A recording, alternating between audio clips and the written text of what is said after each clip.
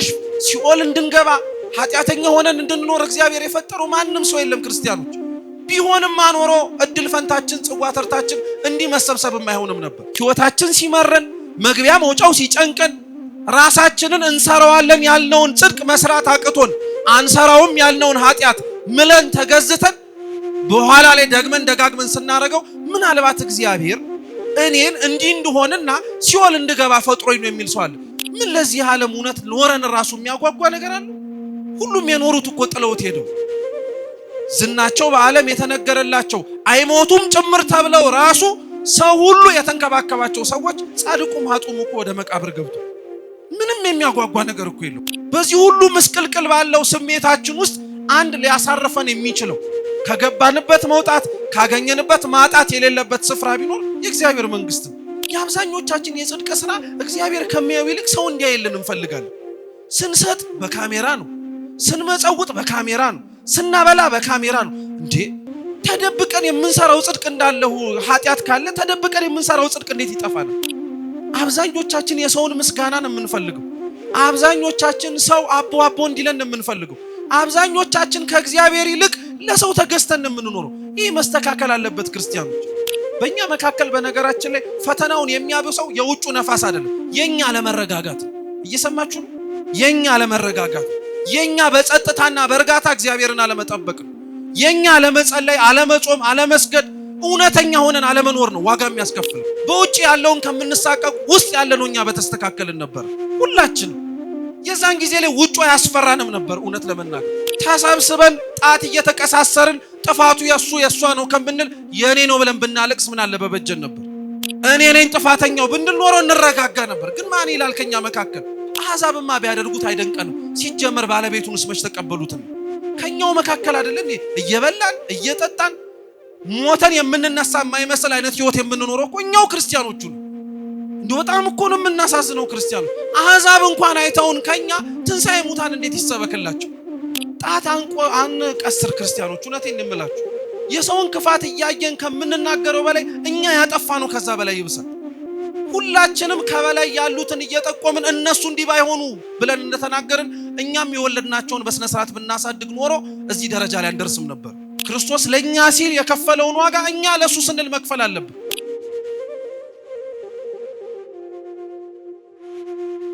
የማቴዎስ ወንጌል ምዕራፍ 14 ቁጥር 22 ወዲያውም ሕዝቡን ሲያሰናብት ሳለ ደቀ መዛሙርቱ በታንኳይቱ ገብተው ወደ ማዶ እንዲቀድሙት ግድ አላቸው።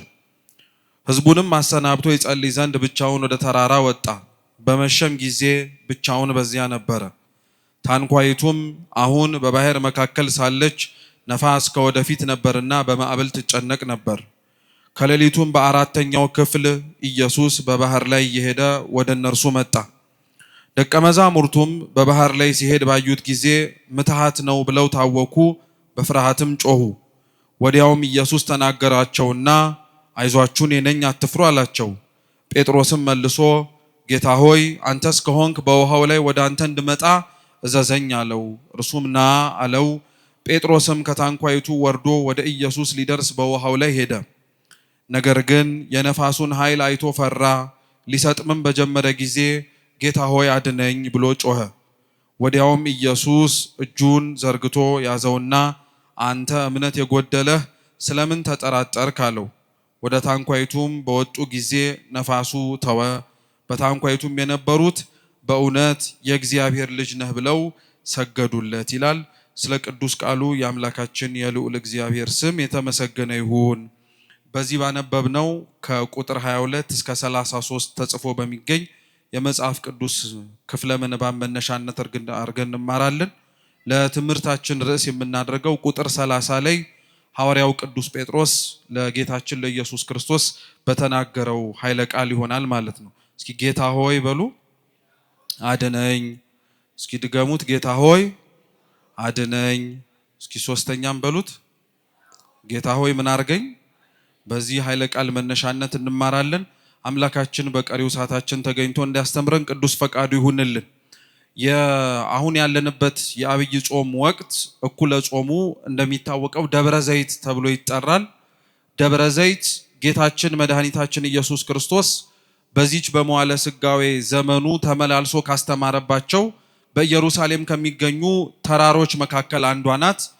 ደብረ ዘይት ጌታችን ኢየሱስ ክርስቶስ በጣም ብዙ ትምህርቶችን ያስተማረበት ቢሆንም በዚህ ባለንበት ሳምንት ላይ ግን ከተራራው ጋር አያይዘን የምናስታውሰው አምላካችን መድኃኒታችን ኢየሱስ ክርስቶስ ዳግም እንዴት እንደሚመጣና በሚመጣበትም ጊዜ ምን እንደሚያደርግ በሚመጣበትም ወቅት የሚታዩትን ምልክቶችንም ጭምር ያስተማረበት ስፍራ ነው። ደብር በግዕዝ ተራራ ማለት ነው። ዘይት የሚባለው በዙሪያው በተራራው አካባቢ ላይ የነበሩ የወይራ ዛፎች ነበሩ።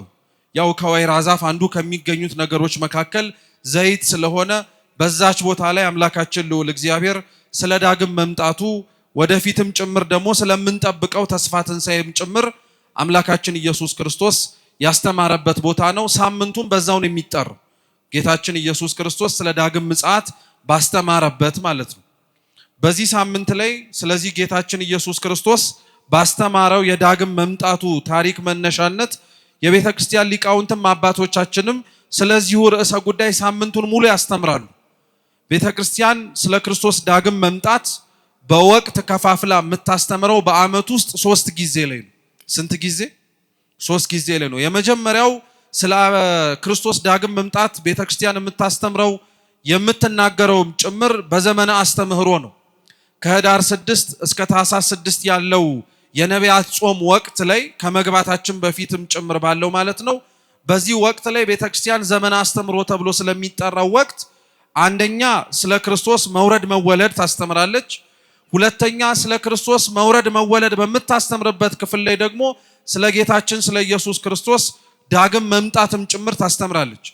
ቤተክርስቲያናችን የክርስቶስን መምጣት ድጋሚ ለፍርድ በክበበ ትስብእት በግርማ መለኮት መገለጡን ዳግም ምጽአት ብላን የምትጠራው ከቃሉ እንደምትረዱት ምጽአት መምጣት ማለት ነው። ዳግም ማለት ሁለተኛ ማለት ነው። ስለዚህ ክርስቶስ ድጋሚ ለፍርድ የሚመጣ ከሆነ ዳግም የምትለው ቃል ሁለተኛን ታመላክታለች። መጀመሪያ መጥቶ ነበረ ማለት ነው። የመጀመሪያው አመጣጡ በነቢያት ጾም ላይ ስንጸልይ ስንጾም ተስፋ ስናደርግ እንደ ነቢያቱ የነበረበት አመጣጡ ነው። ራሱን በፍጹም ትሕትና ዝቅ አድርጎ ሰዎች ሊያዩት ሊመለከቱት ከኃጥአን ጋር አብሮ ሊበላ ሊጠጣ እኛን በደለኞቹን ጭምር ወደ ርስት ወደ መንግስቱ ሊያገባን የመጣበት አመጣጥ የክርስቶስ የመጀመሪያው ምጽአት ይባላል። የመጀመሪያው ምጽአት ተብሎ የሚጠራው እሱ ነው። የመጀመሪያውን ምጽአት ተስፋ አድርገን በምንጾምበት ጾም ወቅት ላይ ግን ሁለተኛውን ምጽአት አንረሳውም። እርሱም የክርስቶስ ድጋሚ የሚመጣበትን የፍርዱን ሰሞን ወይም የፍርዱን ወቅት ማለት ነው። የመጀመሪያው ምጽአት ሊቃውንተ ቤተክርስቲያን ሲያስተምሩ እንደሚናገሩት አምላካችን የመጣው ራሱን ዝቅ አድርጎ በትህትና ነው። ልበ አምላክ ቅዱስ ዳዊትም በመዝሙሩ እንደሚናገረው ክርስቶስ ሰው የመሆኑን ነገር ሲያስተምር እና ወደ ምድርም የመጣውን የመጀመሪያውን አመጣጡን ሲናገር እንደ ዝናብ ነጠብጣብ ነው ይላል። እንደምን ነጠብጣብ? እንደ ዝናብ ነጠብጣብ ነው ይላል። የታጨደ መሬት ላይ ወይንም ደግሞ አዝመራ ኖሮበት አዝመራው ከተለቀመና ከተሰበሰበ በኋላ ላይ በእኛ ቋንቋ ደግሞ ሳር ያለበት ቦታ ላይ ዝናብ ቢጥል የዝናቡ ኮቴ አይሰማም። የዝናቡ ኮቴ የማይሰማው ዝናቡ መሬት ላይ ሲያርፍ ድምፅ የማያወጣ ሆኖ ሳይሆን ቀርቶ አይደለም፣ ግን ዝናቡ ያለውን ድምፅ እንዳያወጣ መሬቱ ላይ ያለው ሳር ድምፁን ስለሚሸፍነው። እንደዚሁ ሁሉ ይላሉ ሊቃውንት ከሰማይ የወረደው ዝናብ ክርስቶስ ነው። ጠለ ምሕረት እርሱ ነው። ድርቀታችንን ያጠገበልን ያራቀልን ጎብኝቶንም ጭምር በረድኤትና በጸጋው ከኛ መካከል የተመላለሰ በስጋም ጭምር አብሮን የበላ የጠጣ እርሱ ነው። የመጀመሪያው አመጣጡ ግን እንዳልኳችሁ ልክ በሳሩ ላይ እንደወረደው ነጠብጣብ ነው። ድምፁ ሳይሰማ ማለት ነው። ዝም ብሎ በትህትና ራሱን ዝቅ አድርጎ እንደ ንጉስነቱ ነጋሪት ሳያስጎስም እንደ አምላክነቱ ቅዱሳን መላእክትን ከፊት ለፊት እያስመራ በረዓድና በእንቅጥቅጥ ልክ ድጋሚ እንደሚመጣው አይነት ባላ አመጣጥ አልነበረም። መጀመሪያ የመጣው ራሱን ዝቅ አድርጎ ነው የመጣው። ለዛም በመጀመሪያው አመጣጡ በእኛ መካከል በተመላለሰም ጊዜ ላይ በጣም ብዙዎች ስለ ማንነቱ ጥያቄ አምጥተውበት ነበረ። ማን እንደሆነም ጭምር ጠይቀውት ነበረ። አንዳንዶች በነቢያት ጎራ መድበው ቆጥረውታል። ሌሎች አስቀድመው በነበሩት በመምህራን ዘንድ ቆጥረውታል። አንዳንዶች እዛው በዘመኑ ላይ የነበሩትን ሰዎች እዛው በዘመኑ ላይ የነበሩትን መምህራንም ጭምር እርሱ ምናልባት ሊሆን ይችላል ብለዋል። የቅዱስ ማቴዎስ ወንጌል ምዕራፍ 14 ሄሮድስ ጌታችን ኢየሱስ ክርስቶስን መንገድ ይጠርግለት የነበረውን ቅዱስ ዮሐንስ መጥምቅ እንዲታሰር እንዲገደልም ጭምር በሰማዕትነት ሲፈርድበት ክርስቶስ ዞሮ ሲያስተምር ይደነግጥ ነበር። ያስገደልኩት ዮሐንስ ቆሞ እያስተማረ ነው ብሎ ስለሚገምት ማለት ነው። ስለዚህ ክርስቶስን በመጀመሪያው አመጣጡ በጣም ብዙዎች ግራ ተጋብተውበት ነበር። ጥቂቶች ማስተዋል የነበራቸው የሚናገረውን ተመልክተው የሚሰራውንም ጭምርም ልብ ብለው የተመለከቱት ሰዎች ግን ማንነቱን አልተጠራጠሩትም፣ አውቀውት ነበር፣ መስክረውለታልም ጭምር አንተ ሕያው የእግዚአብሔር ልጅ ነህ ብለው። ሁለተኛው አመጣጡ ግን ግራም ያጋባም አይደለም። እንኳን ላመኑት ላላመኑትም ጭምር በግልጽ ነው እግዚአብሔር አምላክ የሚመጣው።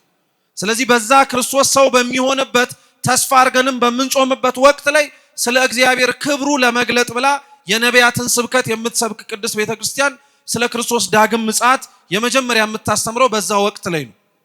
ሁለተኛው ቤተክርስቲያናችን ስለ ክርስቶስ ዳግም መምጣት የምታስተምረው ደግሞ የዓመቱ መጨረሻ ላይ ነው። ወርሃ ጳጉሜን ማለት ነው። ወርሃ ጳጉሜ ብለን የምንጠራው ዓመቱን ስንጨርስ የዓመቱን መጨረሻ 13ኛ ወር ብለን 6 ወይም 5 ቀናትን አንዳንዴ ደግሞ 7 ቀናትም የሚሆኑባት ወቅታቶች አሉ። በእነዚህም በወርሃ ጳጉሜ የክርስቶስ ዳግም መምጣት ይነገራል።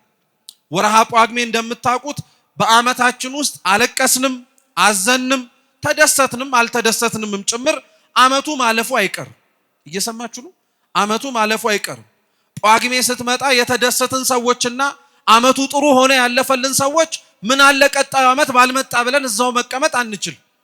ያዘኑ የተከዙ ያለቀሱ ዓመቱ ደግሞ ቶሎ እንዲያልቅላቸውና ቀጣዩ ዓመት ይዞት የሚመጣውን ነገር የሚናፍቁ ሰዎችም ጳጉሜን ቶሎ ብለው አሳልፈው ወደ መስከረም መሄድ አይችሉም። ደስ የተሰኘውም ያዘነውም ሰው ወርሃ ጳጉሜን ግዴታ ማለፍ አለበት። ያቺ ወርሃ ጳጉሜ ቤተክርስቲያን ስለ ክርስቶስ ዳግም ምጽአት ታስተምርበታለች። ያዘኑ የተከዙ ራሳቸውን ዝቅ አድርገውም ጭምር በዚህች ባሳለፉት ዓመት ላይ በጣም የተንገላቱ ሰዎች በክርስቶስ ዳግም መምጣት በሚሰበከው ስብከት ላይ ይጽናናሉ፣ በደንብ አድርገው ይጽናናሉ፣ ይበረታሉ፣ ኃይልንም ጭምር ይለብሳሉ። ይሄን ግን ስንል ክርስቲያኖች ምን መርሳት የለብንም መሰላችሁ? በዚህች ምድር ላይ አዝነው፣ በዚህች ምድር ላይ አጥተው፣ በዚህች ምድር ላይ ዋጋ ከፍለው በላይኛው በቀጣዩ ሕይወት ላይ የሚደሰቱት ስለ ጽድቅ የተራቡ፣ ስለ ጽድቅ የተጠሙ፣ ስለ ጽድቅ የተሰደዱ ናቸው እንጂ ስለ ኃጢአት ተብለው የተራቡ የተጠሙና የተሰደዱ አይደሉም። ያዘነ ሁሉ በመንግስተ ሰማያት ላይ ይደሰት ይችላል። ስለ ጽድቅ ያዘኑ ሰዎች ግን እንደሚደሰቱ እናውቃለን። የተራበ ሁሉ በመንግስተ ሰማያት ላይ ጠግብ ይችላል። ስለ ጽድቅ የተራቡ ግን በመንግስተ ሰማያት እንደሚጠግቡ እናውቃለን። ክርስቶስ አምላካችን ራሱ አንቀጸ ብፁዓን ተብሎ የተራራው ስብከት ተብሎ በሚጠራው የቅዱስ ማቴዎስ ወንጌል ምዕራፍ 5 ላይ ይሄን በደንብ አድርጎ ነግሯቸው ይሰሙት ለነበሩት ዙሪያው ላይ ተሰብስበው ቃሉን ሊያዳምጡ ለመጡት ሰዎች በሙሉ የሚያዝኑ የሚያለቅሱ ንዑዳን ክቡራን ናቸው፣ እነሱ የተመሰገኑ ናቸው፣ በኋላ በእግዚአብሔር መንግስት እነሱ ይደሰታሉ ብሎ ወርሃ ጳጉሜን እንዳልኳችሁ ስለዚህ ያዘን የተከዝን ዓመቱን ሙሉ የተሰቃየን ሰዎች በዚች ወር ላይ እንጽናናለን። ስለ ጽድቅ ግን ከሆነ ነው። ስለ ኃጢአት ስለ ነውራችን ስለ ክፋታችን ግን ዓመቱ ባላለቀብን የምንል ሰዎች ግን ወርሃ ጳጉሜ ላይ ስለ ክርስቶስ ስብከት ሲሰበክ ስንሰማ ግን እንፈራለን፣ እንደነግጣለን።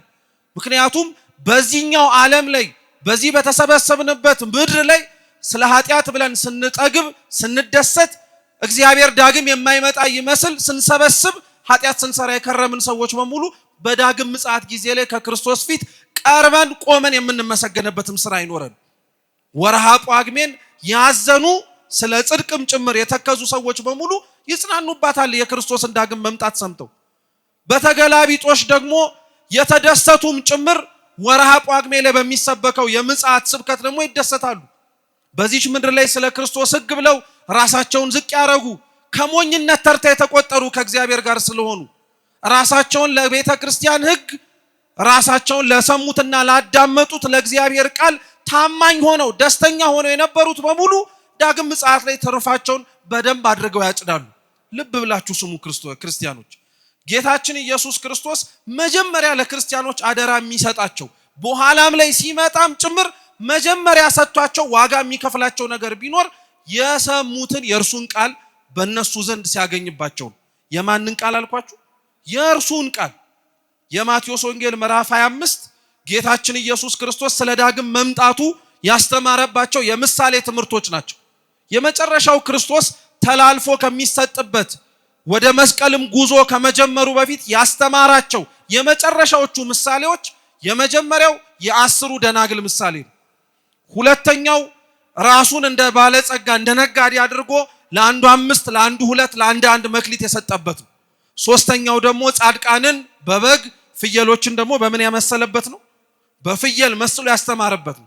ይሄ የመጨረሻው የክርስቶስ ምሳሌ ትምህርት ነው እና በዚህ ምሳሌ ትምህርት ላይ የምታስታውሱ ከሆነ ሁለተኛው ምሳሌ ማለትም አንድ ባለጸጋ ነበረ ብሎ የሚጀምረው ወደ ሩቅ አገር ሊሄድ ባሰበ ጊዜ ላይ ሊሄድም በተነሳ ጊዜ ላይ አገልጋዮቹን ባለሟሎቹን ጠራቸው ይላል። ባለሟሎቹን ምን አረጋቸው? ሰው የሚጣራው በምኑ ነው? በሏ ይሄ እኮ ቀላል እኮ ነው። ሰው ሲጣራ በምኑ ነው የሚጣራው? በድምጽ ወይም ቃልን አውጥቶ ነው አይደለ? ቃሉን ሰምተው እነዛ ባለሟሎቹ እንደተሰበሰቡት ሁሉ በአንጻሩ አይችልም። ለዛ ነው ጠራቸው። ከጠራቸው በኋላ ለእያንዳንዱ እንደየድርሻቸው ሰጣቸው። ለአንዱ 5 ሰጠው፣ ለአንዱ 2 ሰጠው፣ ለአንዱ 1 ሰጠው። አትርፉበት አላቸው። እንዲያተርፉበት የሰጣቸውን መክሊት ከማትረፋቸው በፊት መጀመሪያ ባለቤቱ የተባለ ክርስቶስ ለባለሟሎቹ ድምጹን ያሰሙ። ስለዚህ መጀመሪያ ድምጹ ደስ ሊያሰኘን ያስፈልጋል ማለት ነው። ክርስቲያኖች የእግዚአብሔር ድምጽ ተስፋ የምናደርገውም ጭምር ነው። ከሱ በቀር ከድምጹም ባሻገር ምንም ሊያጽናናን ሊያረጋጋን ወደ እርሱም ጭምር ስቦ ሊያመጣን የሚችል ምንም ነገር አይኖርም። ስለዚህ በዳግም ምጽአት ጊዜ ላይ ደስተኞች የሆኑ ማለት በእግዚአብሔር በሕጉ የኖሩ ቃሉን ሰምተው የጸኑ ዋጋቸውን ከእግዚአብሔር ብድራቱን እንቀበላለን ብለው የተቀመጡ ሰዎች በሙሉ ወርሃ ጳጉሜ ላይ ስለ ክርስቶስ ዳግም ምጽአት ሲሰበክ ደስ ይላቸዋል፣ ብድራታቸውን ያገኛሉ። ተመልከቱ ክርስቲያኖች፣ በዚህች ምድር ላይ ስንኖር ስለ እግዚአብሔር የከፈልነው ዋጋ በሙሉ ወደድንም ጠላንም የሆነ ጊዜ ላይ ጥያቄ ለህይወታችን ፈጥሮብን ነበር። የጾምነው ጾም ግራ አጋብቶን ነበር። የጸለይነው ጸሎት ለምን እንደጸለይነውም ጭምር አይዋጥልንም ነበር። ጾሙም ጸሎቱም ስግደቱም ምጽዋቱም ለምን እንዳረግነው አልገባንም። የሰማነውን ቅዱስ ቃሉን በመኖራችን ምክንያት ኋላ ቀሮችም ጭምር ተብለን ተወቅሰንበታል። የእግዚአብሔርን ሕግ ለማክበርና በትእዛዙ ለመኖርም ጭምር ራሳቸውን በጣም ብዙ ሰዎች ዝቅ አድርገዋል በዚህ ዘመን። እነዚህ ሁሉ ብድራታቸውን የሚያገኙት ክርስቶስ ሲመጣ ነው።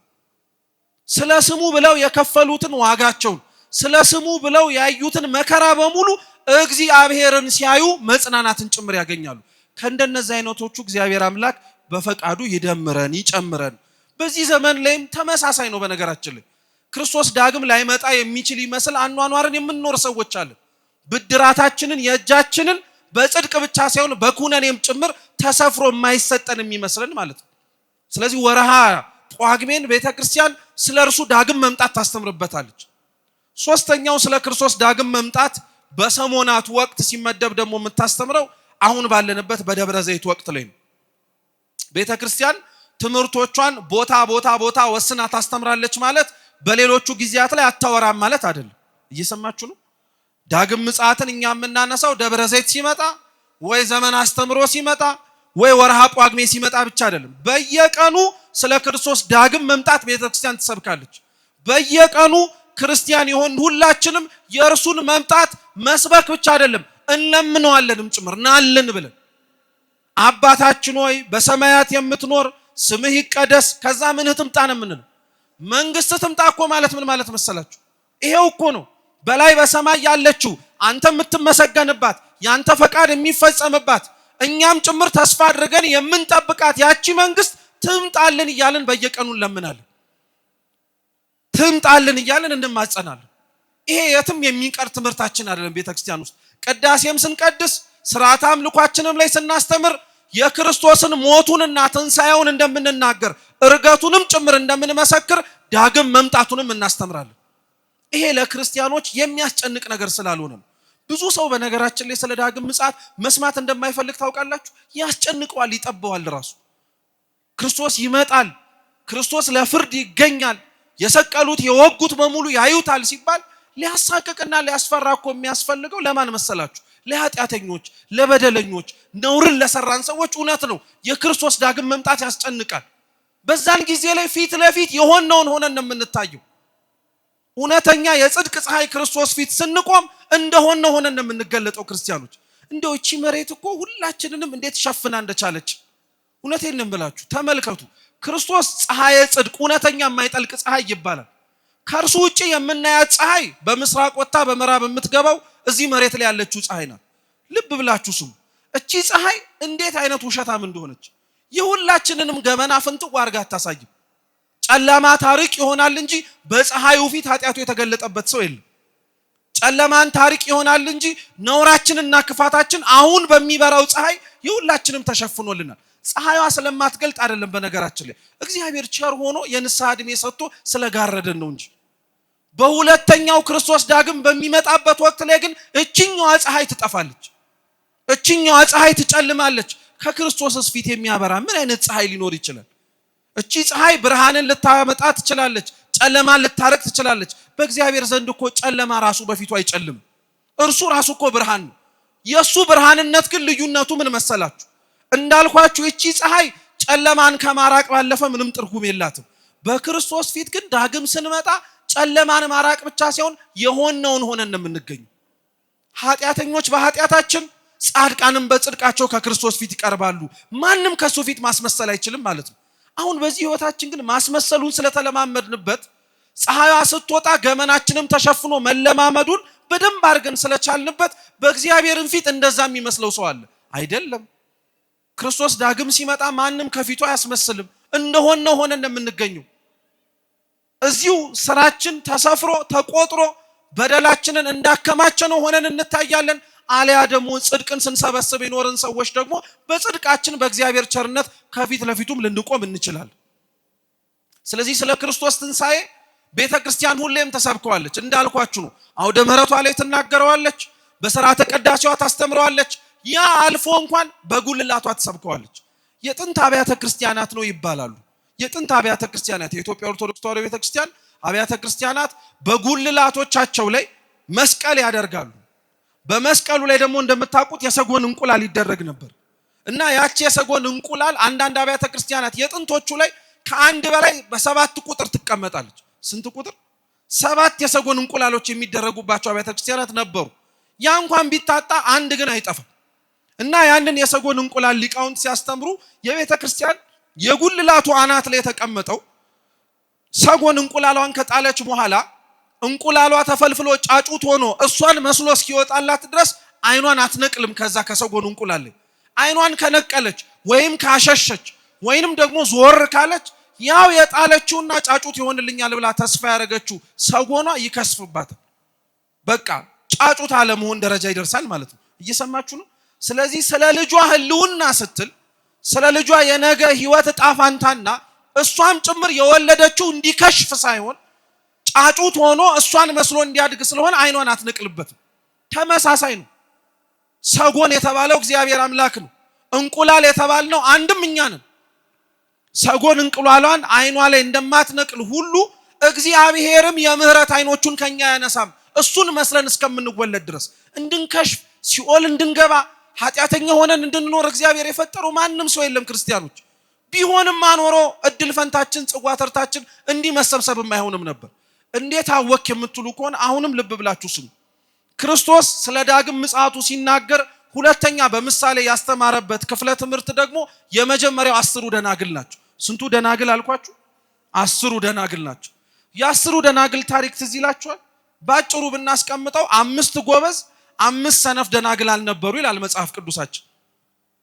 5ቱም ጎበዙም 5ቱም ሰነፉም ዘይትና መብራት ነበራቸው። ምንና ምን ነበራቸው?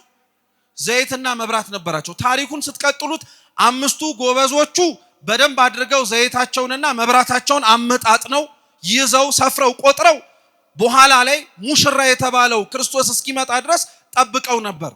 5ቱ ሰነፎቹ ደግሞ ሙሽራው ሲዘገይ እንዲሁ የበራውን መብራታቸውን ሳያመጣጥኑት በርቶ አለቀባቸው። በምንም ሊተርፉና ሊድኑ አልቻሉ። ጭብጡ ወደ ውስጥ ሳንገባ ራሱን የቻለ ትምህርት ስለሆነ ይሄኛውን ብቻ ግን አሁን ያነሳነውን ነጥብ ላጠንክርላችሁ። ማንም እግዚአብሔር እንዲከሽፍ፣ ማንም እግዚአብሔር ወደ ሲኦል እንዲገባ፣ ማንም እግዚአብሔር ተፈርዶበት ከእርሱ እንዲርቅ እንደማይፈልግ የምታውቁት በ10 ደናግል። ወደ ሙሽራው ወደ ሰርጉ ቤት የገቡት 5ቱ ናቸው። ስንቱ ናቸው? አረ መልሱ። 5ቱ ናቸው። 5ቱ ግን አብረውት የሰርግ ቤቱ ላይ አልገቡም። 5ቱም ያልገቡትም 5ቱም የገቡትም ግን ጉዟቸውን ሙሽራው ከመምጣቱ በፊት ሲጀምሩ ግን መብራት ይዘው ነበር አልያዙ? መልሱ እንጂ። ዘይትስ ይዘው ነበር አልያዙ? 5ቱ ብቻ የሚጸድቁ ቢሆንና የእግዚአብሔር መንግስት የተባለ ሰርግ ቤት ከሙሽራው ጋር የሚገቡ ከሆነ ለምን ለ5ቱ ዘይትና መብራት መስጠት አስፈለገ? የሚኮነኑ ከሆነ የሚፈረድባቸው ከሆነ ለሲኦል ተዘጋጅተው የመጡ ከሆነ ለምን ለነሱ እድል መስጠት አስፈለገ? ይሄንን አይነት ጠባይ ያለን ሰዎች ስላለን ነው ክርስቲያኖች። በጣም ብዙዎች በመካከላችን ለሲኦል የተፈጠሩ ይመስል ከጽድቅ ይልቅ ለኃጢአት የሚያድናደላ ሰዎች አለን። በቃ እኔ ለሲኦል የተፈጠርኩት ራሱ እያልን የምንናገር ሰዎች አለን። ህይወታችን ሲመረን መግቢያ መውጫው ሲጨንቀን ራሳችንን እንሰራዋለን ያልነውን ጽድቅ መስራት አቅቶን አንሰራውም ያልነውን ኃጢአት ምለን ተገዝተን በኋላ ላይ ደግመን ደጋግመን ስናረገው ምናልባት እግዚአብሔር እኔን እንዲህ እንደሆነና ሲኦል እንድገባ ፈጥሮኝ ነው የሚል ሰው አለ። ሲኦል እንድትገባ ቢያስብማ ኖሮ ጭራሹኑ ባይፈጥርህ ይሻል ነበር። እግዚአብሔር ቸርነቱ እኮ እንደዚህም እያልንም ጭምር ያቆየንና እስትንፋሳችንን የቀጠለልን የተረፈንን ኃጢአት ሰርተን ሲኦል እንድንገባ አይደለም። እንዲህ በምንልበት አንደበታችን እንኳን የጽድቅን ምክንያት ማግኘት የሚችል ከሆነ እኛም ወደ ጽድቅ መግባት የምንችል ከሆነ ነው። ስለዚህ በዛ የሰጎኑ እንቁላል ሁሌም ከፍ ብሎ እንቁላሉን ሰገነቱ ላይ ጉልላቱ ላይ ቀና ብለን ስናየው የክርስቶስን ዳግም መምጣት ነው የሚያስታውሰን። ተስፋ ያልቆረጠብንን አምላክ ማለት ነው። ተስፋውንም የሚያደርግብን ከጽድቅ ወደ ኃጢአት ስንጓዝ መልሰን ከኃጢአት ወደ ጽድቅ ልንመጣ እንችላለን ተስፋ የሚያደርገን አምላክ ማለት ነው። ስለዚህ ስለ ክርስቶስ ዳግም መምጣት ክርስቲያኖች የሚፈሩት የሚሳቀቁት ነገር አይደለም። እንዳልኳችሁ እንዲሁም የምንናፍቀው ነገር ነው። ምን ለዚህ ዓለም እውነት ኖረን ራሱ የሚያጓጓ ነገር አለ? ሁሉም የኖሩት እኮ ጥለውት ሄደው ዝናቸው በዓለም የተነገረላቸው አይሞቱም ጭምር ተብለው ራሱ ሰው ሁሉ የተንከባከባቸው ሰዎች ጻድቁም ኃጥኡም እኮ ወደ መቃብር ገብቷል። ምንም የሚያጓጓ ነገር እኮ የለውም። እውነቴን ነው የምላችሁ፣ ምንም የሚያጓጓ ነገር የለውም። ሊያጓጓን የሚችል በዚህ ህይወት ምናልባት አንድ ነገር ካለ በዚህኛው ህይወት ተሻግረን የምንገባው ሁለተኛው ህይወት እንዳለ ስለምናውቅ እሱም ከእግዚአብሔር ጋር መኖር ነው። በዚህ ህይወታችን ክርስቲያኖች ብቸኛ የምንናፍቀው ነገር ቢያደርግልን ሳንሞትም ከእግዚአብሔር ጋር መኖር ነው። ሞተንም ካረግን በኋላ ከእግዚአብሔር ጋር መኖር ነው እንጂ ሌላ ምንም የሚያስቸኩለን የሚያስናፍቀን እንድንኖር የሚያጓጓን ነገር የለም። ምኞታችን አያልቅም። የምንኖርበት ህይወት ላይ ሁሉ ነገራችን አያባራም። ችግራችን አያልቅ፣ ደስታችን አያባራም። በዚህ ሁሉ ምስቅልቅል ባለው ስሜታችን ውስጥ አንድ ሊያሳርፈን የሚችለው ከገባንበት መውጣት ካገኘንበት ማጣት የሌለበት ስፍራ ቢኖር የእግዚአብሔር መንግስት ነው። ለዚህ መንግስት ክርስቲያን ይጓጓል፣ ይቸኩላል። ሲሰማው ናፍቆት የበለጠ ንገሩኝ ይላል እንጂ ደብረ ዘይት ሲመጣ ለምን እንደምንሳቀቀው ከሱ ጋር የምንኖርበት ጊዜ ቅርብ እንደሆነ ስናውቅ እንዲያውም እንጓጓለን እንጂ ስንቱ ሁላችንም በየቤታችን እኮ የቤተ ክርስቲያን ችግር፣ መከራ፣ ውጣ ውረድ ያ ሁሉ የምንሰማው የምናየው ነገር በሙሉ እረፍት የምናገኘው እኮ የዛን ጊዜ ላይ እረፍት የምናገኘው የዛን ጊዜ ላይ ባለቤቱ መጥቶ ፍርድ መስጠት ሲጀምር በቃ። አለበለዚያማ በዚህ ምን ቸኩለን ናፍቀን ከሶስት የምንጠብቀው ምን ፍርድ አለ? ከሶስት ተስፋ አድርገን ነው ምን የምንኖረው መሬት አለ? ለዛ እኮ ነው ልበ አምላክ ቅዱስ ዳዊት አሁንስ ተስፋዬ እግዚአብሔር ነው አለ። አሁንስ ተስፋዬ ማን ነው? በቃ እግዚአብሔር ነው፣ ሌላ ማንም የለህም ማለት እኮ ነው። አሁንስ ተስፋዬ እግዚአብሔር ነው አለ። ሁላችንም እግዚአብሔር አምላክ ሆነ ተስፋችን ይሁንልን። ሁላችንም ራሳችን በአንደበታችን ተስፋዬ እግዚአብሔር ነው እንላለን እንጂ ለራሳችን ያበጀናቸው ተስፋዎች በጣም ብዙ ስላሉ። በዚሁ ሐሳብ መነሻነት ታዲያ በደብረ ዘይት ላይ ከሚነበቡ ስለ ክርስቶስ ዳግም መምጣት ቅድም ካነሳናቸው ከማቴዎስ ወንጌል ምዕራፍ 24 እና ምዕራፍ 25 ውጪ ከወንጌላችን ውስጥ ስለ ክርስቶስ ዳግም መምጣት ከተነገሩ የመጽሐፍ ቅዱስ ክፍሎች መካከል አንደኛው እኛ ለትምህርታችን መነሻ አድርገን ያነበብነው ሲነበብ እንደሰማችሁት ጌታችን መድኃኒታችን ኢየሱስ ክርስቶስ በጣም ብዙ ሰው በዙሪያው ነበር። በጣም ብዙ ሰው ነበረ። ስለ ሁሉም የሚፈልጉት ምክንያት አላቸው። ክርስቶስ ለመብላት ለመጠጣት የሚመጣ አለ፣ ለተአምር የሚመጣ አለ፣ የተሻለ ነገር ፈልጎ የሚመጣ አለ፣ ሊከተለው የሚመጣ ሰው አለ። ብዙ ሰው ነበር። ክርስቶስ ማንንም ስለመጣበት ምክንያት ይቀበለዋል እንጂ አንዳቸውንም ገፍቶ እኔ የምፈልጋችሁ በዚህ ነው እንጂ እናንተ የመጣችሁበት ምክንያት በዚህ ስለሆነ አልፈልጋችሁም አይል። በተሳሳተ ምክንያት እንኳን የመጡትን ሰዎች አመጣጣቸውን ያስተካክልላቸው። ባልሆነ ምክንያት የመጡትን ሰዎች ራሱ በዚህ ቅጽበት ላይ ታዲያ ጌታችን ኢየሱስ ክርስቶስ በጣም ብዙ ሰዎች ዙሪያው ላይ ከበውት ነበረ። ከነዛ ከከበቡት ሰዎች ራሱን ፈቀቅ አደረገና ወደ ተራራ ወጣል። ወደ ምን ወጣ? ወደ ተራራ ወጣ። ተለያቸው። ሰው የሌለበት እጽዋት ብቻ ያሉበት እሱና ራሱ ብቻ የሆኑበት ስፍራ ላይ ራሱን ለየ። ቀጠለና ደግሞ ደቀ መዛሙርቱን በመርከብ ተሳፍረው ተሻግረው እንዲጠብቁ ታዘዛቸው። ክርስቶስ ብቻውን ነው። ደቀ መዛሙርቱ ደግሞ በመርከብ ላይ ተጭነው ከአንዱ ቦታ ወደ ሌላ ቦታ እንዲሻገሩ ሂዱ ብሎ አዘዛቸው። ክርስቶስ ብቻውን ከዛ ሁሉ ሰው ተለይቶ ከዛ ሁሉ ሰው አብረውት ከነበሩትም ጭምር ራሱን የለየበት ምክንያት አለ። አንደኛ ጌታችን ኢየሱስ ክርስቶስ በጣም ብዙ ቦታዎች ላይ አይታችሁት ከሆነ የሆነ ነገር ካደረገና የሆነ ነገር ከፈጸመ በኋላ ወይ የሰራላቸውን ሰዎች ዝም በሉ ይላቸዋል፣ አለበለዚያ ደግሞ እሱ ድርጊቱን ካደረገው በኋላ ፈቀቅ ብሎ ሄደ። ለምንድነው? አንደኛ ምስጋና ከማንም ስለማይፈልግ ነው። እየሰማችሁ ነው? ምስጋና ከማንም እውነት የማያመሰግኑት ስለነበሩ ተአምራትን ሲያዩ የሚያመሰግኑት ሲያበላና ሲያጠግባቸው ደስ ተሰኝተው ካላነገስንህ ብለው ስለሚያዩት ነገር የሚያመሰግኑት ነበሩ። ስለዚህ ከነሱ ምስጋናን አይፈልግም ነበር።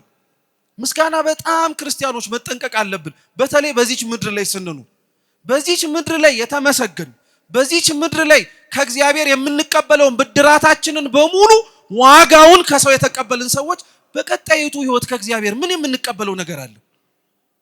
እውነት ሊያስፈራን እኮ ያስፈልጋል። ቅድም ያልኳችሁ የጌታችን የኢየሱስ ክርስቶስ ስለ ዳግም መምጣቱ ያስተማረበት የአስሩ ደናግል ትምህርት ላይ ሊቃውንተ ቤተ ክርስቲያን አስሩም ደናግል ያበሩት የነበረው ሻማ እንደነበረ ይናገራል። ወንጌልም ላይ ተጽፎ አይታችሁታል።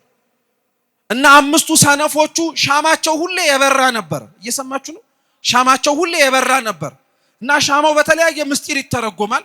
እኛ ለዚህ ላነሳነው ነጥብ ለምስጋና ግን እንዴት ተብሎ እንደሚተረጎም እንድታውቁት የሚበራው ሻማ የምስጋና ምሳሌ ነው ይላሉ ሊቃውንት። እና እነዚህ አምስቱ ሰነፎቹ ሁሌም ሻማቸው ይበራ የነበረው ሙሽራው እንኳን ቢዘገይ ሻማቸው እንዲበራ ይፈልጉ የነበሩት ሰው እንዲያያቸው ስለሚፈልጉ ነው ይላል። እየሰማችሁ ነው?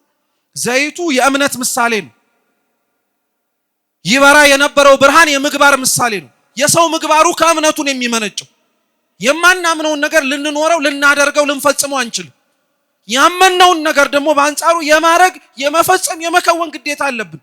በቃ ይሄ ክርስቲያኖች ማመን አለብን። እንዲህ አይነቱን ነገር ማመን ብቻ አይደለም፣ ካመን ደግሞ ማረግ አለብን።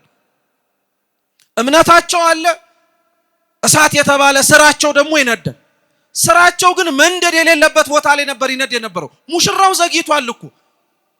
ሙሽራው ከዘገየ ይጠብቁት የነበረው ሙሽራ የተባለው ክርስቶስ በጠበቁት ሰዓት ላይ ሳይመጣ እነዛ አምስቱ ሰነፍ የሆኑት ደናግላን ለምንድነው መብራታቸውን የሚያበሩት ከተባለ ብርሃን ጥቅሙ ምን መሰላችሁ? አንደኛው ጨለማን ማራቅ ነው። ጨለማ ሲርቅ በብርሃን ምክንያት ደግሞ ያበራውን ጨለማውን ያራቀውን የማየት ደግሞ ግዴታ ይኖርብናል። እየሰማችሁ ነው? እና እነዚህ አምስት ሰነፎች ያደርጉ የነበሩትን ተግባር አባቶቻችን ሲያስተምሩ ምን ይላሉ? ሻማቸውን ያበሩ የነበሩት ሙሽራው እንኳን ዘግይቶ ለኩሰውት ማመጣጠን ያልቻሉት በማብራታቸው ምክንያት ብርሃን እንዳላቸውም ጭምር ተመልክተው ሰዎች እንዲያመሰግኗቸው ስለሚፈልጉ ነው ይላል። የአብዛኞቻችን የጽድቅ ስራ እግዚአብሔር ከሚያዩ ይልቅ ሰው እንዲያይልን እንፈልጋለን። ስንሰጥ በካሜራ ነው፣ ስንመጸውጥ በካሜራ ነው፣ ስናበላ በካሜራ ነው። እንዴ ተደብቀን የምንሰራው ጽድቅ እንዳለው ኃጢአት ካለ ተደብቀን የምንሰራው ጽድቅ እንዴት ይጠፋናል? ሁላችንም ተደብቀን የምንሰራው ኃጢአት እኮ አለ፣ ሰው እንዲያይብን ብለን ማለት። እንዴት ሰው የማያይብን ጽድቅ ይታጣብን? ማንም የማያውቀው እግዚአብሔር ብቻ ግን የሚመለከተው። እውነቴን እኮ ነው የምላችሁ። የሰው ታሪኩ እኮ ይሄ እኮ ነው። በቃ በገሃድ የምንሰራው ኃጢአት አለ፣ ተደብቀን የምንሰራው ደግሞ ኃጢአት አለ። በገሃድ የምንሰራው ጽድቅ አለ። ለአንዳንዶቻችን ግን ተደብቀን የምንሰራውም ጽድቅ ያለን አይመስልንም። ቢኖረን ራሱ ሰው ካላየው እግዚአብሔር የማያየው ይመስልናል። እንዳይመስላችሁ፣ እግዚአብሔር ያያል። ብርሃን ነው እግዚአብሔር ብርሃን ነው፣ ያያል። የደብረ ዘይት ዕለት ላይ የሚሰበከው የዳዊት መዝሙር ላይ እግዚአብሔር በግልጽ ይመጣል ካለ በኋላ እሳት በፊቱ ይነዳል ይላል። እሳት እኮ ብርሃን እኮ ነው። ጨለማን ማራቅ ብቻ ሳይሆን መታየትንም ጭምር ይሰጣል። እግዚአብሔር ተደብቀን የምንሰራትን ጽድቅ እንኳን ዋጋውን ለመስጠት ይናገራል። አላምን ስላልነው እኮ ነው እንጂ ስለ ጸሎትም ሲያስተምር ነግሮናል። ስትጸልዩ በራችሁን ዘግታችሁ ሰው ሳያችሁ ጸልዩአል። በስውር ያያችሁ እግዚአብሔር በምን ይከፍላችኋል አለ? ለጸሎት ተዘግቶት ለሚጸልየው ሰው ሳያየን ከእግዚአብሔር ፊት ያነባነውን እንባ መልሱን እግዚአብሔር ከሰጠ ከሱ ብቻ የሚታወቅ ጽድቃችንን በሰማያት በዳግም ምጽአት ጊዜ ላይ አላውቀውም የሚል ይመስላችኋል? አያረገውም። እግዚአብሔር እንኳን ተሰውረን የሰራነውን ጽድቅ ቀርቶ እኮ ሰው እንዲያየልን እንኳን ብለን የሰራነውን ጽድቅ እንኳን እኮ እግዚአብሔር አይቶት በታይታ ዋጋችንን ቀንሶ በመስራታችን ደግሞ የሚገባንን እኮ የሚቸር ነው። ምስጋናቸውን ግን በዚህች ምድር ብቻ የሚቀበሉ በላይኛው ሰማይ ተስፋ ያደርጉት ዘንድ እግዚአብሔር እንዲያመሰግናቸው የማይናፍቁትን ሰዎች በሙሉ ግን ወዮላቸው። በጣም ትልቅ ነገር ነው።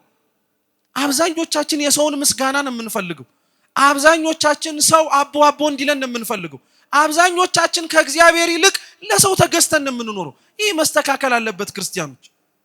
እንደዚህ አይነቱን ክርስትናም እግዚአብሔርም አላሳየንም፣ ክርስቶስም ኖሮም ጭምር አላስተማረንም። የሰራውን ነገር በሙሉ በስውር ነበር ያደርግ ነበር። አበላ አጠጣ፣ ራሱን ወደ ተራራ ለየ፣ እንዲያዩትም አልፈለገም። ደቀ መዛሙርቱንም ሂዱ አላቸው። በቃ እናንተ ስለዚህ መለየት ያስፈልጋል ማለት ነው። እግዚአብሔር ብቻ የሚያውቀው ጽድቅ እንዲኖረን እሱ በቸርነቱ ይርዳን። በቃ ተሰውረን የምንሰራው ጽድቅ ማለት ነው። ማንም ብቻ ሳይሆን እግዚአብሔር ማን ብቻ የሚያውቀው እሱ ብቻ። በቃ ወደ ተራራው ሄደ። ደቀ መዛሙርቱን ተሳፍራችሁ በመርከብ ሂዱ አላቸው። እሱ አብሯቸው አልተሳፈረም። በመርከቡ ላይ የተወሰነ ምዕራፍ ከሄዱ በኋላ የቅዱስ ዮሐንስ ወንጌል ምዕራፍ 6 ሲናገር 20-30 ምዕራፍ ከሄዱ በኋላ ይላል። ማለትም ከወደቡ ከተነሱበት በደንብ ከራቁ በኋላ ኃይለኛ ንፋስ ተነሳባቸው። ከዚህ በፊት ንፋስ ሲነሳባቸው የተሳፈሩበት መርከብ ላይ አውሎና ንፋስ ሲያስጨንቃቸው መርከቢቱ ልትገለበጥ ስትደርስ ክርስቶስ ከመካከላቸው ተኝቶ ቀስቅሰውት ልንጠፋ ነው አይገድህምን ብለው ማዕበሉን ጸጥ አድርጎላቸው። የዚህኛው ቅጽበት ላይ ግን ክርስቶስ አብሯቸው አልነበረም። ወደ ተራራ ሄዶ ነበር። ብቻቸውን ነው እዛ መርከብ ውስጥ ያሉት። ብቻቸውን ሆነው ነው በዛ መርከብ ላይ ማዕበልና ወጀብ የተነሳባቸው። ፈሩ፣ ደነገጡ። መፍራትና መደንገጥ ብቻ አይደለም ልንሞት ነው ብለው ጭምር ተጨነቁ። ጌታችን ኢየሱስ ክርስቶስ የዛን ጊዜ ላይ እነሱ ተጨንቀው ተወጥረው እንሞተበታለን ባሉት በማዕበሉ መካከል ውሃውን እየረገጠ መጣ። ምኑን እየረገጠ መጣ? ውሃውን እየረገጠ መጣ። ውሃውን እየረገጠ መጣ። ከመካከላቸው አዩት፣ ደነገጡ፣ ምትሃት ነው አሉ። ክርስቶስ መሆንና አለመሆኑን ማዕበሉ ነፋሱ በግልጽ ሊያዩት ምክንያት ስለሆነባቸው በቃ አልታያላቸው፣ ምትሃት ነው አሉ። መጽሐፍ ትርጓሜያችን ሲናገር ምትሃት መስሎ የተሰማቸው ክርስቶስ አይደለም ብለው የተጠራጠሩት ሐዋርያት አባቶቻችን የማቴዎስ ወንጌል ምዕራፍ 10 ላይ ከእግዚአብሔር ዘንድ ስልጣን ተሰጥቷቸው ህሙማንን ይፈውሱ ዘንድ፣ ለምጻሞችን ያነጹ ዘንድ፣ አጋንንትንም ያወጡ ዘንድ እግዚአብሔር አምላክ ስልጣን ሰጥቷቸው ነበር። በምድር ላይ አልታዘዝ ያላቸው አጋንንት አልነበረም። አልታዘዝ ያላቸው አጋንንት ራሱ ከነበረ ለምክንያት ነበር። እርሱም አንድ ቦታ ነው። የማርቆስ ወንጌል ምዕራፍ 9 ላይ ነው ያለው። አንድ ቦታ ላይ ብቻ ነው ሲታገሉት አልወጣም ያለው። እሱም የራሱን የቻለ ምክንያት አለ። አሁን ግን ክርስቶስ በባህሩ ላይ ሲራመድ አይተውት ክርስቶስ አለመሆኑን አለማወቅ ብቻ ሳይሆን ፍርሃትም ጭምር የተጨመረባቸው ለምንድን ነው? በመንገድ ላይ በመሬት ላይ በየብስ ላይ እናወጣው ዘንድ አውጥተንም ጭምር ከሰዎች ስናሳፍረው የነበረው ርኩስ መንፈስ ማውጣት የማንችልበት ባህር ላይ መጥቶ ሊያሰጥመን ነው ብለው ክርስቶስን ሰይጣን ስለመሰላቸው። እየሰማችሁ ነው? አምላካቸውን አለማወቅ አንድ ነገር ነው። አምላካቸው በሌላ ነገር መመሰል ደግሞ ሌላ ጉዳይ ነው። ተጨነቁ፣ ተጠበቡ። ጌታችን ኢየሱስ ክርስቶስ ጭንቀቱን፣ ፍርሃቱን የሚሰማቸውን ስሜት ሊያርቅላቸው ሲቀርብ ግን አይዟችሁን የነኛ አትፍሩ አላቸው። አይዟችሁን የነኛ አትፍሩ፣ አትሳቀቁ። ምትሃት አይደለም እውነት እኔ ነኝ። መሬቱን እየረገጥኩ የምራመደው ባህሩንም እየረገጥኩ የመጣሁት እኔ ነኝ አለ። እውነት ነው። በነገራችን ላይ ጌታችን መድኃኒታችን ኢየሱስ ክርስቶስ ባህሩን እየረገጠ የመጣበት ራሱን የቻለ ምክንያት አለ። መጽሐፈ ኢዮብ ምዕራፍ 9 ቁጥር 8 ላይ ጻድቁ ኢዮብ ምን ብሎ ይናገራል? ሰማይን ብቻውን ያዘጋጀህ ይላል። እስኪ ሰማይን በሉ። ብቻህን ያዘጋጀ በባህሩም ማዕበል የምትረግጥ። በባህሩ መካከል የሚረግጠው ሰማይም ለብቻው ያዘጋጀው ማን ብቻ ነው? እግዚአብሔር ብቻ ነው። የላይኛው መስመር ሰማይን ብቻውን ያዘጋጀ የሚለው እግዚአብሔር ነው ብሎ ለማመን አይምሯችን ከፈቀደ ባሕርንም ሊረግጥና ሊገስጻት የሚችለው ማን ብቻ ነው? ስለዚህ እያሳያቸው ያለው የኦሪትን መጽሐፍት ነው። ገልጠው ላነበቡ እርሱ እንደሆነ ምስክር ሊሆኑ ጥቅስ መጥቀስ አላስፈልገውም። ክርስቶስ ባሕሩን እየረገጠ መጣ። ኢዮብን ቢያውቁት ክርስቶስን ያውቁት ነበር። መጽሐፍትን ባለማወቃቸው ምክንያት ሕዝቤ ዕውቀትን በማጣቱ ምክንያት ጠፋ ያለው ክርስቶስ እኮ ወዶ አይደለም። ዛሬ መጽሐፍትን ስለማናውቅ ዕውቀትም ጭምር ከኛ ስለራቀ ከቤተ ክርስቲያን ከዕውቀቷም ቁጭ ብለን ስለማንጠግብ ማንም የመጣ ሁሉ ይነዳናል። በቃ ማንም የመጣ ሁሉ ያሳስተናል። ማንም የመጣ ሁሉ ስለ መጽሐፍ ቅዱስ መላምት ታስቀምጦ ይሄዳል። እኛም እውነት ነው ብለን አምነነው እንከተላለን። ይሄ መስተካከል አለበት። ፈሩ፣ ደነገጡ። አይዟችሁን የነኛ አትፍሩ አላቸው ክርስቶስ። ይሄንን ሲያይ ቅዱስ ጴጥሮስ የልብ ልብ ተሰማው። አምላኩ ነዋ። ስለዚህ እባክህ ጌታ ሆይ ና በለኝ አለው። ወደ አንተ እንድመጣ ፍቀድ አለው። ክርስቶስ ና አለው። ምን ችግር አለው? ና ወደ እኔ አለው። በባህሩ ላይ የቆመውን ክርስቶስን እያየ መርከቡ ላይ ነበረ። ልክ ቅዱስ ጴጥሮስ ከመርከቡ ወጥቶ ባህሩን እንደ የብስ መርገጥ ሲጀምር ግን በባህሩ ላይ ይነፍስ የነበረው ነፋስና አውሎ ግን ልቡን እንዲሽር አደረገው። ተጠራጠረ፣ ፈራ፣ ተርበተበተ። በባህሩ ላይ ቆሞ ያየውን ክርስቶስን አምኖት ነበረ ጉዞን የጀመረው። እሱ ጋር እስኪደርስ ድረስ የነበረው ማዕበልና ውርጅብኝ ግን እረፍት ነሳው። ወዲያውኑ መስጠም ጀመረ። የዛን ጊዜ ላይ ነው ጌታ ሆይ ምን አርገኛለሁ? አድነኛለሁ። በቃ ሌላ ምንም አማራጭ የለው። ጌታችን ኢየሱስ ክርስቶስም ስቦ አወጣ። ይሄ ታሪክ በቁመናው ሲነበብ ክርስቲያኖች አምላካችን ኢየሱስ ክርስቶስ ለደቀ መዛሙርቱ ጌትነቱን ያሳየበት፣ ባሕርን መገሰጽ ነፋሳትንም ጸጥ ማስባል የሚችል እርሱ ብቻ እንደሆነ ለማጠየቅ። ይሄን ታሪክ ግን ሊቃውንተ ቤተ ክርስቲያን ሲያስተምሩ የዳግም ምጽአትም ታሪክ ነው ይላሉ። የምን ምጽአት? የክርስቶስ ዳግም መምጣት ታሪክ ከማቴዎስ ወንጌል ምዕራፍ 24 25 አስቀድሞ እንደሚመጣ ክርስቶስ ነግሯቸው ነበር። ልብ ብላችሁ ስሙ። ክርስቶስ እነዛን ሁሉ ሰዎች የሚያደርግላቸውን ካደረገ በኋላ ወደ ምንድነው ፈቀቅ አለ ያልኳችሁ? ጎሽ ጠፋባችሁ። ወደ ምንድነው ፈቀቅ አለ ያልኳችሁ? ወደ ተራራ ፈቀቅ አለ። መጀመሪያ አብሯቸው ነበረ። ከዛ ወደ ተራራው ፈቀቅ አለ። በኋላ ላይ ደግሞ ደቀ መዛሙርቱ ወደ መርከቡ ከገቡ በኋላ ተመልሶ ምን አደረገ? መጣ። አብሯቸው ሲበላ የነበረበት ጊዜ ማለት ክርስቶስ ሰው የሆነበት ዘመን ማለት ነው። አብልቷቸው አጠጥቷቸው ደቀ መዛሙርቱን እናንተ በመርከብ ሂዱ፣ ህዝቡን እናንተም ወደ መጣችሁበት ሂዱ ብሎ ፈቀቅ አለ ወደ ተራራው ማለት አረገ ማለት ነው። ምን አረገ ማለት ነው? አረገ ማለት ነው። ካረገ በኋላ ወደ ተራራው የወጣው ክርስቶስ ደቀ መዛሙርቱ በመርከቡ ተሳፍረው የተወሰነ ከሄዱ በኋላ ከተራራው ምን አደረገ? ወረደ። ያረገው ጌታችን ኢየሱስ ክርስቶስ ጊዜው ሲደርስ ምን ማድረጉ አይቀርም ማለት ነው። መምጣቱ መውረዱ አይቀርም። የወረደው በየትኛው ሰዓት ላይ? አንደኛ በአራተኛው ሰዓተ ሌሊት ነው የሚለው። ከአራተኛው ሰዓተ ሌሊት ውጪ ግን ሁኔታዎቹን ተመልከቷቸው እስኪ። የወረደበት ጊዜ በመርከቡ ላይ የነበሩትን ደቀ መዛሙርቱን ለማጽናናት የመጣበት ሰዓት ማለት መርከቢቱ በጣም የተጨነቀችበት ሰዓት ነበር። ያቺ ሐዋርያት ተሳፍረው ሄዱባት የነበረችው መርከብ አሁን የተሰበሰብንባት ቤተክርስቲያን ናት። ቤተክርስቲያን በጣም የተጨነቀችበት፣ በጣም የተወጠረችበት፣ በጣም ብዙ ፈተናና ችግር ያሳለፈችበት ዘመን የኛ ዘመን። ትናንትናም ነበረ፣ አሁንም ግን አለ። እውነቱ እንደዛ ነው። በደንብ የተፈተነችበት የተቸገረችበት ዘመን። ማይበሉ ሞገዱ ከውጭ ብቻ አይደለም ተሳፋሪዎቹን ጭምር እውነተኛው መርከብ ላይ የተሳፈርኩት እንዴ ብለው እስኪ ተጠራጠሩ ያደረጋቸው ጊዜ። አብዛኞቻችን እኮ መርከቧ መርከብ እንደሆነች እና ምን ይሆናል ማዕበልና ወጀቡ ከውጭ ግን ሲበዛ መውጣት የሚያምረን ሰዎች እኮ አለ። ውጭ ስንወጣ ሊረጋጋ የሚችል የሚመስለን መርከብ ከተባለች ቤተክርስቲያን በውጭ የሚመጣባት ፈተና እንዳለ ሁሉ በውስጥ ደግሞ የሐዋርያቱም ጩኸት ነበር፣ አለመረጋጋት ነበር። በእኛ መካከል በነገራችን ላይ ፈተናውን የሚያብሰው የውጩ ነፋስ አይደለም፣ የኛ አለመረጋጋት ነው። እየሰማችሁ ነው? የኛ አለመረጋጋት ነው። የኛ በጸጥታና በእርጋታ እግዚአብሔርን አለመጠበቅ ነው። የኛ አለመጸለይ፣ አለመጾም፣ አለመስገድ፣ እውነተኛ ሆነን አለመኖር ነው ዋጋ የሚያስከፍልን። ይሄው ነው እውነታው። ክርስቲያኖች በውጭ ያለውን ከምንሳቀቅ ውስጥ ያለነው እኛ በተስተካከልን ነበር ሁላችንም። የዛን ጊዜ ላይ ውጩ ያስፈራንም ነበር እውነት ለመናገር። አሁን ውጩን የምንፈራው ውስጡም ያለነው ሰዎች ስለምንጫጫ ነው። ውስጥ ያለነውም ሰዎች ስለምንጮህ ነው። እንደው ተሰብስበን የጮህነው ጩኸት ጸሎት ቢሆን ምን አለ ባማረብን። እንደው ተሰብስበን የጮህነው ጩኸት ልክ እንደ ቅዱስ ጴጥሮስ ጌታ ሆይ አድነኝ ቢሆን አንድ ነገር ነው። አብዛኞቻችን የምንጮኸው ጩኸት የተለያየ ጩኸት ነው። አንዳንዶቻችን ለምን ተበጠበጠች ቤተክርስቲያኒቱ ብለን እንጮሃለን። አንዳንዶቻችን የተበጠበጠው ቤተክርስቲያን ውስጥ ብንኖር እንኳን አብረውን ያሉንን ሰዎች እያየን የምንጫጫውም አንጠፋም።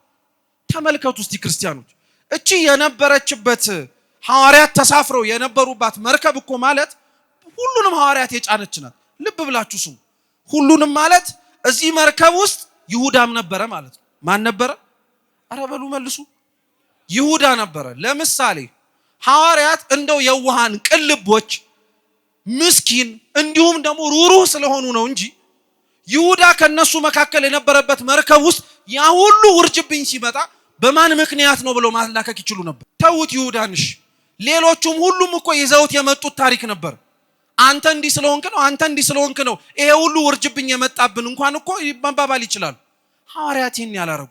እኛ ግን አሁን ይህን እያደረግነው ነው። የተፈተንበት የተቸገርንበት ውጣ ወረድ ውስጥ የገባንበትን ምክንያት እኔ ነኝ ከማለት ይልቅ ጣት ነው የምንቀስረው። እገሌ ነው እያለ እርሱ ምክንያት ስለሆነ ነው፣ እርሷ ምክንያት ስለሆነች ነው እንላለን። አይሰራም እንደዛ። ተሰብስበን ጣት እየተቀሳሰርን ጥፋቱ የሷ ነው ከምንል የኔ ነው ብለን ብናለቅስ ምን አለ በበጀን ነበር። እኔ ነኝ ጥፋተኛው ብንል ኖሮ እንረጋጋ ነበር። ግን ማን ይላል ከኛ መካከል? አፋችን ይለው ይሆናል፣ ልባችን ግን አያምነውም።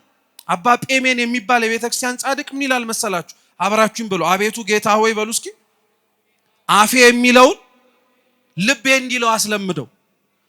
እንደ አፋችን እኔ ነኝ ኃጢአተኛ የሚል የለም። እንደ ልባችን ግን እነሱ ነው ብሎ የሚጠቁም ግን አይኖርም። እናውቀዋለን ሁላችንም እንደዛ ስለሆነ። ስለዚህ ተሳፍረው የነበሩባት ውርጅብኝ የበዛባት ያቺ መርከብ ቤተክርስቲያን ናት። አንድም ያቺ መርከብ የኛ ሰውነት ናት። መርከቢቱ 12 ሐዋርያት እንደቻለች የኛም ሰውነት በጣም ብዙ ነገር ችሏል። እውነቴን ነው የምነግራችሁ፣ በጣም ብዙ ነገር ተሸክሟል። በቃ መርከብ እንኳን እኮ ማይበልና ወጀብ ሲበዛባት ታውቃላችሁ አይደል? ከክብደት የተነሳ ነው እንኳን እኮ ተብሎ ዕቃ ይጣላል። የኛ ሰውነት ያ ሁሉ ነገር እየወረደበትና እየመጣበት ኃጢአት እንደፈለገ በግራ በቀኝ ሲያማታው እንኳን እኮ የኃጢአታችን ብዛት ነው ብለን እንኳን ኃጢአት አንቀንስም። እንዲያውም እንጨምራለን። እኛ እንፈራለን፣ እንደነግጣለን። እንዲያውም ብዙ ነገር መጨመር ነው እንጂ እንዳንናወጥ እንላለን። ያቺ መርከብ የኛ ሰውነት ናት። ያቺ መርከብ ቤተክርስቲያን ናት። ማይበሉ ወጀቡ የተባለው ክርስቶስ የማቴዎስ ወንጌል ምዕራፍ 24 ላይ ተናገረው ዳግም ሲመጣ ከመምጣቱ በፊት የሚታዩ ምልክቶች ናቸው። ምን የቀረን ነገር አለ በዚህ ዘመን? እውነቴን እኮ ነው። ምን የቀረን ነገር አለ? ምን ያላየነው ምልክት አለ? እንደው ከምልክቱ ሁሉ የከፋውን ልንገራችሁ። ከምልክቱ ሁሉ የከፋው ደቀ መዛሙርቱ የነበሩበት መርከብ ላይ እንዳልኳችሁ ያ ሁሉ ውርጅብኝ ሲደርስ ጌታችን ኢየሱስ ክርስቶስ በዛ ሁሉ ውርጅብኝ መካከል ምኑን እየረገጠን የመጣው? ባህሩን፣ ውሃውን እየረገጠን የመጣው። ለኛ ይሆናል እንጂ ያፈተና ያስቸገረን ለእግዚአብሔር አያስቸግረው። ለኛ ይሆናል እንጂ የዘመኑ ፍጻሜ ያስጨነቀን ለሱ ያስጨንቀውም። እሱማ ስንዴውን ሊሰበስብ ነው የሚመጣው። እሱማ ልጆች ያሉት መስሎት እኛን ወደ ጎተራው ሊያመጣን የሚመጣው። ማን ልጅ ተርፎት እኛ መካከል? ሁላችንም እንክርዳድ ሆነንበታል እኮ። ሁላችንም ገለባ ሆነንበታል። ብንታይ ምንም ነገር የሌለን ማለት ነው። በቃ በጣም የምናሳዝን ሰዎች ሆነን። እንደዛ እንኳን ሆኖ እየረገጠ ተስፋ እያደረገ መጣ። ቅዱስ ጴጥሮስ ሌሎቹም ሐዋርያት ክርስቶስ እየረገጠ በባህሩ ላይ ሲመጣ አይተውት ምን ነበር ያሉት? ምትሃት ነው እኮ ነው ያሉት። ከዘመኑ ምልክት ሁሉ የከፋው እኮ ክርስቲያኖች ምን መሰላችሁ? ይሄንን ምልክት እንኳን እያየ ክርስቲያን እኮ ምትሃት ነው ይላል። ያጋጣሚ መገጣጠም ነው ይላል። አንዳንዶቻችን ይሄንን ሁሉ ምልክት እያየን የቤተ ክርስቲያንን ድምጽ ሰምተን የክርስቶስን መምጣት ናፍቀን ከምንኖር ይልቅ ክርስቶስን ራሱ እውነት ክብር ምስጋና ይድረሰውና ራሱን ራሱ የለም ብለን የምንክድ ሰዎች በዚሁ ዘመን ተነስተናል። እንዴት እየከፋን፣ እንዴት እየጨከን፣ እንዴት እየራቅን እንደሆነ ተመልከቱት። ምትሃት ነው ብለው ተጨነቁ። ዛሬም በዘመናችን እንደዛው የሚሉ አሉ። ዳግም ምጽአት የማይሆን የሚመስላቸው እንደ ሰዱቃውያን ስለ ትንሣኤ ሙታን ሲነገራቸው የሚቀልዱ የሚስቁ፣ በልተን ጠጥተን እንኖራለን ብለው የሚናገሩ አሕዛብ አይደሉም እነዚህ። አሕዛብማ ቢያደርጉት አይደንቀንም። ሲጀመር ባለቤቱንስ መች ተቀበሉትን? ከኛው መካከል አይደለ እንዴ እየበላን እየጠጣን ሞተን የምንነሳ የማይመስል አይነት ህይወት የምንኖረው እኮ እኛው ክርስቲያኖቹ ነው። እንደው በጣም እኮ ነው የምናሳዝነው ክርስቲያኖች። አሕዛብ እንኳን አይተውን ከኛ ትንሣኤ ሙታን እንዴት ይሰበክላቸው? ቅዱስ አትናቴዎስ ዘእስክንድርያ ምን ይላል መሰላችሁ? መነኮሳት በከተማው መካከል ሲራመዱ አንድ ሰው እየሮጠ መጣና ጠየቀው፣ ክርስቶስ ከሙታን መካከል ተነስቷል አልተነሳም አለው። እየሰማችሁ ነው? ክርስቶስ ከሙታን መካከል ተነስቷል አልተነሳም አለው። መልሱ ምንድነው? ተነስቷል ነው፣ ምንም ጥርጥር የለው። ቅዱስ አትናቴዎስም አዎ ተነስቷል አለ። እና ቅዱስ አትናቴዎስ የክርስቶስን ተነስቷል የሚለውን ንግግር ሲናገር የሰማው ሰው እንዴት አወክ መነሳቱን አለ። ቅዱስ አትናቴዎስ ወደ መነኮሳቱ ጠቆመና ይሄው እነሱን ቆመህ ያያቸዋል። መነኮሳት ሲመነኩሱ ጸሎተ ግንዘት ወይንም ደግሞ ፍትሃት ነው የሚደረግላቸው እንደ ሞተ ሰው ማለት ነው። ለዓለም ሞተው ቆመው የሚራመዱት እነሱ ራሱ የክርስቶስ የትንሣኤ ምስክር ናቸው። ግን ቅዱስ ጳውሊና ቅዱስ እንጦንስ የመጨረሻዎቹ ዘመን ላይ የሚነሱትን እንደዚህ ያሉትን ሰዎች ሲናገሩ እውነቴን እንደምላችሁ በጣም ነው የሚያስለቅሰው። ፊልክስዩስ መቅድሙ ላይ ይናገራል። ቅዱስ እንጦንስና ቅዱስ ጳውሊ ከበዓቱ ሆነው አብረው ሆነው ወደፊት ስለሚመጣው ዘመን ይነጋገሩ ነበር። እና ራእየ ጳውሊ ለእንጦንስ ሲናገር አለው የመጨረሻው ዘመን ላይ ምን ይታያል አለው። ነጭ ጻዕዳ የሆኑ ርግቦች እየበረሩ አንተም አብረሃቸው ትታየኛለህ አለው። ምን ማለት ነው አለው። ያንተን ቅድስና ያንተን ንጽህና በደንብ አድርገው የሚኖሩት መነኮሳት አንተን የሚመስሉ ይታየኛል አለ። እየሰማችሁ ነው? ሁለተኛም ደግሞ መልሶ ጠየቀው፣ አሁንስ ምን ይታያል አለው። ፊቱ ደብዘዝ አለ ቅዱስ ጳውሊ። አሁን ደግሞ ምን ይታያል አለው። ጥቁር ጥቁር ነጥብ ያለባቸው ነጭ ርግቦች እየበረሩ አየዋል። ንጽህናም አላቸው። በአንጻሩ ደግሞ እነዛ ጥቁር ጥቁር ደግሞ በጣም ደግሞ በኃጢአትም ጭምር የጎሰቆሉ ናቸው አለ። የመጨረሻው ዘመን ላይ ግን ምንድነው የሚታየው አለ። ጥቁር የሆኑ ከጳውሊ ከእንጦንስ ሲበሩ አየ። አለቀሰ በመሪር እንባ። ምን ተመልክተናል? የመጨረሻው ዘመን ክፉ ነው፣ ግብርህን የማይመስሉ ሰዎች ይነሳሉ አለ። አየነው፣ ሰማነው፣ ተመለከትነው። ግን አሁንም ቀልድ መሰለንኝ። ጣት አንቀስር ክርስቲያኖች፣ እውነቴን እንምላችሁ የሰውን ክፋት እያየን ከምንናገረው በላይ እኛ ያጠፋነው ከዛ በላይ ይብሳል። ሁላችንም ከበላይ ያሉትን እየጠቆምን እነሱ እንዲህ ባይሆኑ ብለን እንደተናገርን እኛም የወለድናቸውን በስነ ስርዓት ብናሳድግ ኖሮ እዚህ ደረጃ ላይ አንደርስም ነበር። እኛም የመጣናቸውን ልጆች ቤተክርስቲያን አስገብተን ቅዱስ ሥጋውን ክቡር ደሙን እስከ ሕይወታቸው ፍጻሜ እየተቀበሉ ብናዘልቃቸው ኖሮ እንዲያሆኑም ነበር። የክርስቶስ በማዕበሉ በወጀቡ መካከል ሲመጣ ማለት በዛ ሁሉ ውርጅብኝ ውስጥ ክርስቶስን መመልከት አለብን። በዚህ በዘመኑ ፍጻሜ ደርሷል በሚባልበት እኛም የመጨረሻውን ዘመን ተጠቅተናል ስንባል በዚህ ዘመን ማን ነው ክርስቶስን ከዛ ሁሉ ውርጅብኝ አጥርቶ የሚመለከተው? እውነት እግዚአብሔር አይነ ልቡናችንን ያበራልን። አብዛኞቻችን ግራ ተጋብተናል። ማን አይተን ማንን እንደምንከተል፣ ማንን ሰምተን አዳምጠን እንደምንመስል አናውቀውም። ክርስቶስን ግን መከተል እንችላለን። እንከን የሌለበት ንጹህ የሆነ ራሱን እንድንመስል ያዘዘን መምህራችን እሱ ነው። ሌሎቻችንን እንኳን ተያይተን እኛን አይተን መምሰል እንኳን ቢያቀታችሁ ክርስቲያኖች እርሱን አይታችሁ መምሰል እንከን አትፍሩ። ምንም ሰቆቃ የለበትም። እሱን መምሰል እንከን አልባ የሆነው የተቀደሰ ሕይወት። ይሄንኑ ነው ክርስቶስ ያሳያቸው። ፈሩ፣ ደነገጡ። ቅዱስ ጴጥሮስ ግን አይቶት እርሱ እንደሆነ አትፍሩ የሚለውን ተግሳጽ ሲሰማ ግን ወረደና አብሮት ተከተለ። ክርስቶስ አንድም ቆሞ ይራመድበት የነበረው ማይበሉ ውርጅብኙ ዳግም የመምጣቱ ምሳሌ ብቻ አይደለም፣ የመስቀሉም ጭምር ነው። ታስታውሱ እንደሆነ የቅዱስ ዮሐንስ ወንጌል ምዕራፍ 21 ቁጥር 15 ላይ አደራ ሰጥቶት ቅዱስ ጴጥሮስን ግልገሎቹን ጠቦቶቹንና በጎቹን እንዲጠብቅ እንዲያሰማራ ከነገረው በኋላ ተከተለኝ አለው። ምን አርገኝ? ተከተለኝ አለው። የዚህን ጊዜ ላይ ይላል ወንጌላችን ሲናገር ጌታ የወደው የነበረው ደቀ መዝሙር ሲከተለው አየ። ቅዱስ ጴጥሮስ ጌታ ይሄ እንዴት ሊሆናል አለ። ምን ችግር አለው? እስከመጣ ድረስ ይኖር ዘንድ በወድስ አንተ ምን አግዶ? አንተ ተከተለኝ አለው። ቅዱስ ጴጥሮስ ክርስቶስ የተቀበለውን መከራ ለመቀበል መከተል የጀመረው በዚህ ቅጽበት ላይ ነው። መርከቡ ላይ የነበረው ቅዱስ ጴጥሮስ ወርዶ ባህሩን መርገጥ ጀመረ ማለት ጌታ የተቀበለውን መከራ መቀበል አለብን ማለት ነው። ክርስቶስ ለኛ ሲል የከፈለውን ዋጋ እኛ ለሱ ስንል መክፈል አለብን። ይሄው ነው ዳግም ምጽአት እኮ ማለት ክርስቲያኖች።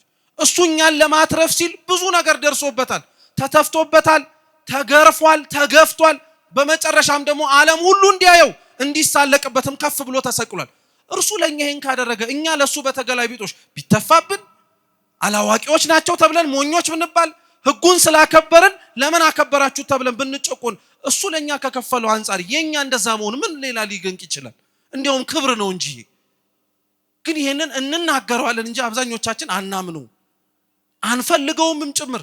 ክርስቶስን ያለ መከራ ነው መምሰል የምንፈልገው፣ ያለ ጭንቅ ነው አብረ ነው መኖር የምንፈልገው። ግን አይሆንም። ጴጥሮስ እንኳን የረገጠው ማዕበል፣ ጴጥሮስ እንኳን የረገጠው ባህር ነፋስ ነበረበት። ስለዚህ ክርስቶስን ያለ ነፋሱ ያለ ወርጅብኙ ያለበት ቦታ ላይ ደርሳለሁ ማለት አይቻልም። እሱን እያየን ግን መጽናናት እንችላለን። እሱን እያየን ግን መበርታት እንችላለን። ጴጥሮስ ጥቂት ከረገጠ በኋላ ጥርጣሬ ማስጠም ጀመረ። ተመሳሳይ ነው። የዘመኑ ፍጻሜ እየደረሰ ሲመጣ እግዚአብሔርን ክርስቶስን እያየን የምንራመድ ክርስቲያኖች የቆምንበትን ቦታ ራሱ መጠራጠር እንጀምራለን። ቤተክርስቲያንን የተጠራጠረ፣ የመምህራንን ቃል መስማት ያቆመ፣ የሊቃውንቱን ትምህርት ያቃለለ በዚህ ዘመን ከኛ ዘመን በላይ የት አለ? እኛው ነን እኮ እንደዛው ይሆን ነው። ተረት እየመሰለን፣ ቀልድ እየመሰለን፣ ፌዝ እየመሰለን፣ ስላቅ እየመሰለን አብዛኞቻችን ተዘባበትንበት የእግዚአብሔር ቃል ላይ ለውሸታችን እያጣመምን እውነተኛ ርቱ የሆነውን ከወርቅም ከብርም ንጹህ የሆነውን የእግዚአብሔርን ቃል ሸቀጥንበት፣ ነገድንበት እንደፈለግን። ይሄ እኮ ያመን ያስፈልግ ነበር። ይሄ ያመን ያቆስለን ነበር። ግን ለመድ ነው። እውነቴን እንምላችሁ ቅዱስ ባስልዮስ ምን ይላል መሰላችሁ? ከኃጢአት ይልቅ ልምድን ፍራ ይላል። ብዙ ነገር ከኃጢአት በላይ ልምድ ሆኖ መፍራት አቆምን። በቃ መሳቀቅ አቆምን። በራድና በእንቅጥቅጥ የምንገባበትን የቤተ ክርስቲያንን ደጅ በድፍረት እየዘለቅን መንገድ ጀመር። ይሄ እኮ በጣም ሊያስደነግጠን ያስፈልግ ነበር። ስለዚህ ቅዱስ ጴጥሮስ ሲገባ ሲጠራጠር ክርስቶስን በመከራው ላይመስለው እንደሚችል በመንፈስ ቅዱስ ባልጸና ሰውነቱ ሲመለከት ጌታ ሆይ ምን አርገኝ አለ? አድነኝ። በቃ ሌላ ምን ይባላል?